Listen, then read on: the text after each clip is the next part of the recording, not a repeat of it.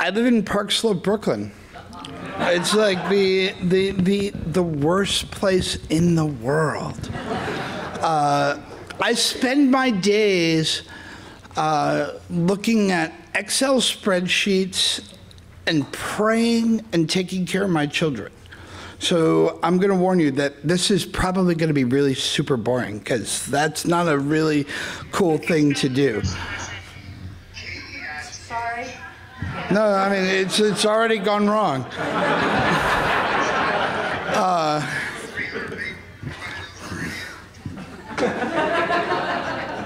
You did a great job. I hope that was like amazing review. The NFL called. Yeah, the NFL is like really angry. So most recently, though, I'm going to confess that I was praying about something weird. I was praying about the Federal Reserve. And I'm a Catholic, and we pray a lot. I mean, it's weird. Catholics pray about everything. And literally, I was praying about the Federal Reserve because I was praying that they were stupid. Because if they weren't stupid, they were malicious. And that's the thing that I just want them to be dumb. I don't want them to be malicious, because they came out with a study that said that the Trump tariffs on China would cost whatever $1 billion because of deadweight costs of moving stuff to Vietnam. So literally the Federal Reserve assumed that that production must be happening in China because they're the cheapest place, and that it would be more expensive to move it to Vietnam. Why would they assume that? That is incredibly dumb. You can just look. It is cheaper to make stuff in Vietnam than it is in China. Of course it is. But the Federal Reserve's idea was that if stuff is happening in Vietnam, it must be cheaper to make it there. In other words, they were assuming away Chinese predatory mercantilism. And that's what I'm going to talk about, is that the idea that that many of our economists have in their mind is the idea that the current arrangement of trade in the world is the arrangement of free trade. And it is not. We don't have free trade in the world at all. In fact, what we have is one country that has a free trade ideology and dozens of countries around the world that are predatory mercantilists. So I don't like to give lists to people, because that's kind of a jerky thing to do, right? But I'm going to give you a list. There are 3 points, right? So point number 1. The standard narrative about free trade is that protective tariffs protect a small group of protected businesses, and that the costs are arranged across the economy. That, it sounds plausible, right? Like we'll put up protective tariffs, and that will protect a steel business, and the costs will be borne by the consumers. You hear that all the time. But the way we tend to think about politics, particularly through Menkar Olson's idea of the logic of protective action, the logic of collective action, is that that shouldn't happen. That we would have widespread protectionism and very small free trade.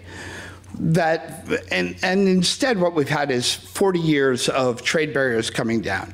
So how has that happened? So if the benefits are concentrated, you should have protectionism everywhere, right? That is the logic of public choice, Menkar Olson's point.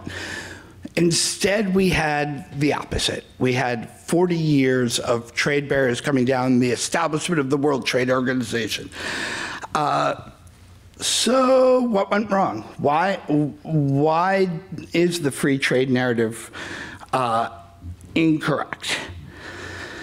I think it's rather obvious. The benefits of free trade have gone to a very small group of people. They are obviously organized to do it. The costs are widespread. The logic of collective action, in other words, has gone for the free traders. That's the opposite of what the free traders tell us is what's going on all the time. So one reason, why did it go so wrong, right? Why is the logic of what happened in the real world the opposite of what happened in the free trader rhetoric? Well, I think it's because they don't understand the idea of the economy of scale. So the economy of scale tells you when you can produce something at a giant economy. Think of Facebook, right? Facebook lost money for years and years, made money when it achieved an economy of scale. Same thing, 5G is another version of this. If you could build a 5G network across the entire world, you could probably make a lot of money. It's not clear that you can make a lot of money if you have to compete against other people. So it is the economies of scale create natural monopolies. In a rational world, you don't invest in the 5G network at all because you're going to be one of 5 competitors and only one of them is going to make money, right? I mean, everybody, that makes sense to everybody. Raise your hand if that makes sense to you, right? Like, you don't invest in the idea of only one of 5 people are going to make money. So what happens? An economy that decides that it will, in fact, subsidize that one 5G network, China, let's call it China, all right? Just theoretically, right? Versus a country that says, no, we're a free market country. We're not gonna subsidize anybody. So the free market country doesn't invest in a 5G network. The predatory mercantilist country says we will invest in the 5G network, and they get to dominate the whole world. Because the economies of scale argument, you can see this in things like airplanes, right? Like we subsidize airplane development all the time. We have Exim, Tim Carney, my brother, rails against it. But the point is that if you have one country that will subsidize the production of something, and another country that says it will not, guess what happens? The country that says it will subsidize the network gets to dominate it.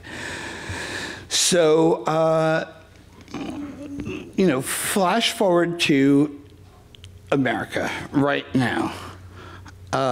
We have a system where you have one predatory mercantilist nation that has said, yes, we will support you. Another country that literally we have no 5G companies at all. We don't have a company that Ericsson, like Nordic, Swedish companies will provide it. But we have nothing. Why? Because it is irrational to invest in something against China's subsidies. So one of the assertions of free trade, just to branch out of the argument of 5G that I've been making, is that unrestricted commerce is so great that we should unilaterally lower our tariffs, right? That we should surrender because it'll be great, right? We'll buy everything cheaper. As Tucker Carlson once said the other day, you can get Oreos, right? Sure, they have a little social justice messaging on them, but who cares? They're cheap, right? It's amazing. Well, but in 1940, a British economist named Nicholas Caldor demonstrated that that idea was flawed, that he showed that a tariff could benefit a country if the duty is not too large, that the country had some market power, like it was an extremely giant consumer country, and number three, nobody else would retaliate. So the idea for American economists was they looked at Nicholas Caldor's idea and they said, yeah, but that means we can't do protectionism because obviously other countries will retaliate. So I'll just say, flip your mind for a moment. We were the country that wouldn't retaliate. We were the country that made mercantilism, predatory policies possible for the rest of the world because they imposed trade barriers against us, and we shrugged it off. There was a very good reason we shrugged it off. We wanted to win the Cold War. It was amazing. We were going to convert the rest of the world to capitalism. Fine. What we're doing today is actually making the theoretical concept of free trade possible, which is we are now imposing tariffs on people in order to stop them from implementing optimal tariff trade policy against us. It doesn't work if we surrender every time. If you have a clique in America, and this will be my third point if you've been following closely, but if you have a clique in America that is addicted to the idea of free trade, that will never impose tariffs against somebody else, then you're literally requiring the rest of the world to engage in optimal tariff theory against you. This is what we have done for 40 years. We're now rebelling against it. The economists are stupid. The Federal Reserve recently produced a paper. This is the thing that sent me into prayer. They said, well, moving production into Vietnam will result in deadweight losses, deadweight costs. That's an economist term for it just costs the whole world more. Because obviously things that are made in China must be made in China because it's the cheapest place to produce. It's not. It's cheaper to produce in Malaysia. It's cheaper to produce in Vietnam. Things are produced in Vietnam, in China, because the Chinese economy requires it. They sanction companies. They have tariffs that tell you if you build something in Vietnam and you want to sell it into China, then you have to pay a tariff. So our economists are stupid. I forgive them for their stupidity because it's been a long time. We had 50 years of opening the world to trade. And they have no modern version of the idea of what we're doing right now, which is a a giant open, the economists would call it a large open economy, having unilateral trade sanctions against one trading partner. There's nothing in history like this, and yet they told us we were wrong, that it would cost more. So I'll just invite you all to Google. I'm running out of time, so just look up Consumer Price Index, which is inflation, and my name, John Carney.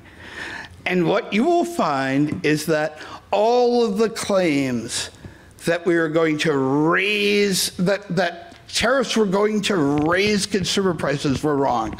The cost of a truck today, your SUV, your mini SUV that you all own, is 1% less than it was a year ago when we first put in the tariffs. The cost of a passenger car is flat with a year ago.